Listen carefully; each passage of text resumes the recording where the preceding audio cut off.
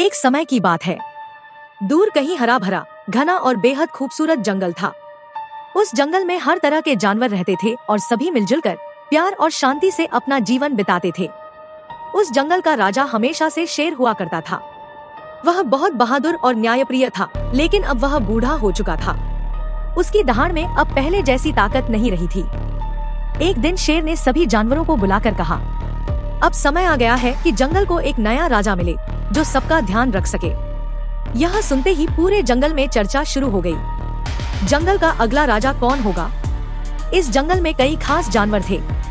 शक्तिशाली हाथी, चालाक लोमड़ी, तेज तर्रार चीता, बुद्धिमान बंदर और शांत स्वभाव वाला हिरण। कुछ जानवर कहते थे कि राजा वही होना चाहिए जो सबसे ताकतवर हो, लेकिन कुछ समझदार जानवरों का मानना था कि सिर्फ ताकत से राजा नहीं बनते, राजा में बुद्धि, दया और समझदारी भी होनी चाहिए। आखिरकार तय हुआ कि सभी जानवर मिलकर एक बड़ी सभा करेंगे। जंगल के बीच एक खुले मैदान में सभी जानवर इकट्ठा हुए। वहाँ यह निर्णय लिया गया कि जो भी राजा बनना चाहता है उसे 3 कठिन चुनौतियाँ पार करनी होंगी। पहली चुनौती, बुद्धिमत्ता। पहली चुनौती थी बुद्धि की परीक्षा। सभी जानवरों के सामने एक कठिन पहेली रखी गई।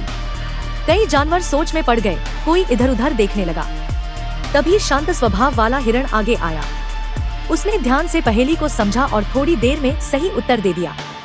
सभी जानवर हैरान रह गए और बोले, वाह, हिरण तो बहुत बुद्धिमान है।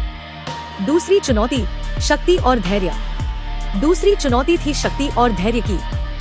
एक बहुत भारी पत्थर को जंगल की सीमा के बाहर तक पहुंचाना था। यह काम देखकर कई जानवर पीछे हट गए। तभी विशाल हाथी आगे बढ़ा। उसने अपनी पूरी ताकत लगाई, लेकिन जल्दी नहीं की।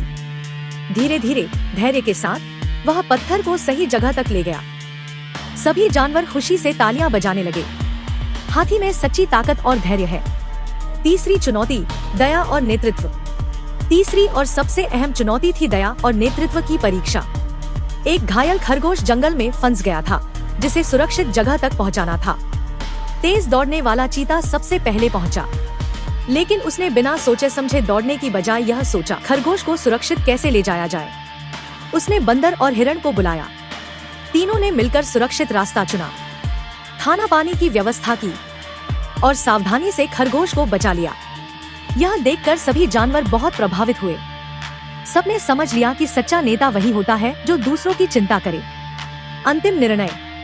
सभा के अंत में सभी जानवरों ने मिलकर फैसला लिया, जंगल का राजा केवल एक नहीं होगा।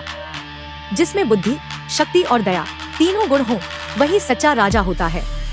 इसलिए शेर के बाद हिरण, हाथी और चीता को साझा राजा चुना गया। तीनों ने मिलकर जंगल की जिम्मेदारी संभाली। अब जंगल पहले से भी ज्यादा खुशहाल, सुरक्षित और सुंदर बन गया। कहानी से सीख, ताकत ही सब कुछ नहीं होती, बुद्धि, दया और एकता सबसे